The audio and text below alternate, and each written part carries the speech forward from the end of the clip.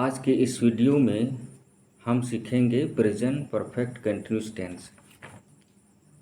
सबसे पहले देखेंगे कि प्रेजेंट परफेक्ट कंटिन्यूस टेंस का इस्तेमाल कौन से कार्यों को बताने के लिए होता है।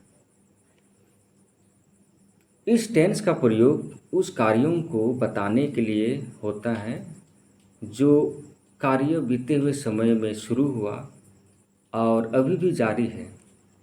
उदाहरण के लिए, मोहन 2 घंटे से पढ़ रहा है। इस सेंटेंस में हम देखते हैं कि मोहन ने जब से पढ़ाई शुरू किया है तब से 2 घंटे बीत गए, यानी कि उनका पढ़ाई 2 घंटा बीत गया और अभी भी वो पढ़ रहा है, उसका पढ़ाई अभी भी जारी है। आगे हम देखते हैं कि जिस तरह से प्रेजेंट कंटिन्यूस टेंस के हिंदी वाक्य के अंत में रहा है, रही है, रहे हैं या रहे हो लगा रहता है, उसी तरह से इस टेंस के हिंदी वाक्य के अंत में भी लगा रहता है। इस टेंस के हिंदी वाक्य के अंत में भी रहा है, रही है, रहे हैं या रहे हो लगा रहता है। अब सवाल यह उठता है कि इस दोनों के टेंसों के बीच में हम अंतर को कैसे समझें और कैसे समझें कि कौन सा वाक्य प्रेजेंट कंटिन्यूस टेंस का है और कौन सा वाक्य प्रेजेंट परफेक्ट कंटिन्यूस टेंस का है। तो हम इसको समझने के लिए हम 2 सेंटेंस को उदाहरण के तौर पर लेते हैं। पहला सेंटेंस हम देखते हैं, मोहन 2 घंटे से पढ़ रहा है, और दूसरा सेंटेंस है राहुल पढ़ रहा है।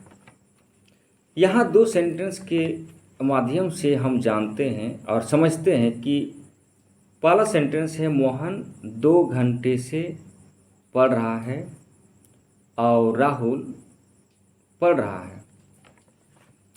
यहाँ पर दोनों सेंटेंस के बीच में जो अंतर दिखाई दे रहा है वो है 2 घंटे से। पहला सेंटेंस में जो हम देखते हैं 2 घंटे से, यदि पहला सेंटेंस से 2 घंटे से ये शब्दों को हटा दें तो पहला सेंटेंस भी प्रेजेंट कंटिन्यूस टेंस में ही बदल जाएगा और ये हो जाएगा मोहन पढ़ रहा है। तो दोनों के बीच का जो सेंटेंस का जो अंतर है वो है 2 घंटे से,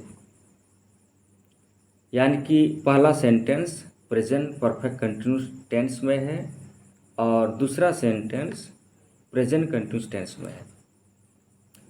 अब हम देखते हैं इसका स्ट्रक्चर।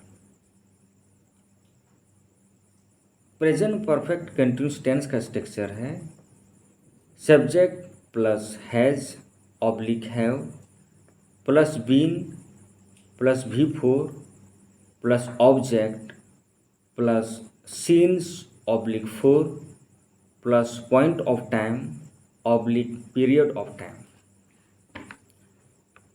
इस टेंस में ऑक्सिलरी वर्ब्स हैज, हैव और बीन का इस्तेमाल होता है। हैज है सिंगुलर वर्ब और हैव है प्लूरल वर्ब, जैसे मैंने पिछले टेंस में भी बताया था, और इसके साथ बीन का प्रयोग होता है।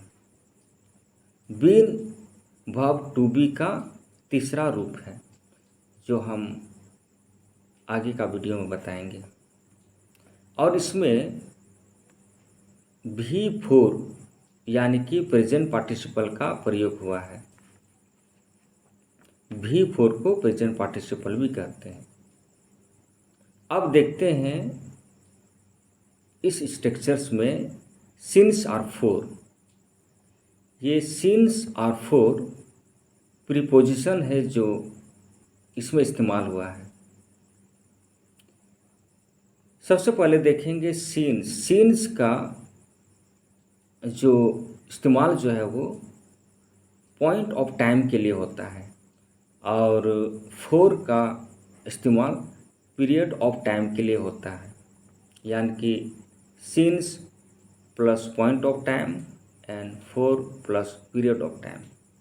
हमेशा याद रखिएगा, सिंस का पॉइंट ऑफ टाइम के साथ और फोर का पीरियड ऑफ टाइम के साथ। अब हम ये समझने का प्रयास करेंगे कि पॉइंट ऑफ टाइम क्या है और पीरियड ऑफ टाइम क्या है। जब हम कहते हैं since 9 o'clock, since Monday, since January, since 2020, तो इसे हम पॉइंट ऑफ टाइम में कह रहे हैं, यानी कि ये पॉइंट ऑफ टाइम है। Since 9 o'clock, since Monday, since January, since 2020। इसके बाद आगे है फोर। यदि हम कहते हैं for 1 hour, for 1 day, for 1 week, for 1 month या फॉर 1 year, तो हमारा कहने का मतलब है कि इसे हम पीरियड ऑफ टाइम में कह रहे हैं।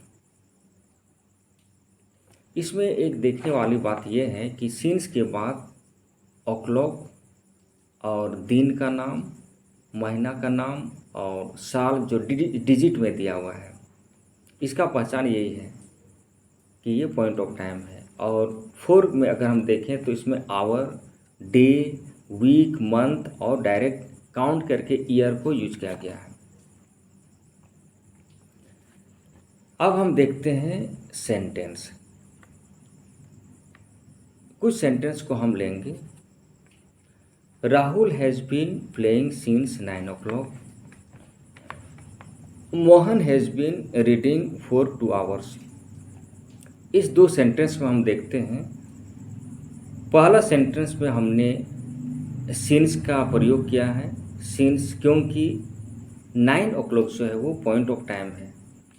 और दूसरा वाक्य में हमने इस्तेमाल किया है फोर, क्योंकि 2 hours जो है वो पीरियड ऑफ टाइम है। तो ये दो वाक्य हैं जो प्रेजेंट परफेक्ट कंटिन्यूअस टेंस का है, जो प्रेजेंट परफेक्ट कंटिन्यूअस टेंस के स्ट्रक्चर पर बना हुआ है। आप प्रेजेंट परफेक्ट कंटिन्यूअस टेंस का स्ट्रक्चर को याद करके और आप सब्जेक्ट को और जिस तरह से स्ट्रक्चर है उस स्ट्रक्चर पर आप सेंटेंस को बना सकते हैं।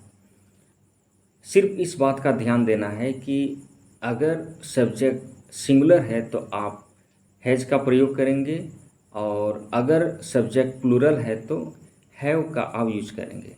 इसके बाद जो बीन है वो सब्जेक्ट सिंगुलर हो या प्लूरल हो, बीन का ही यूज होता है और भी फोर का ही यूज होता है।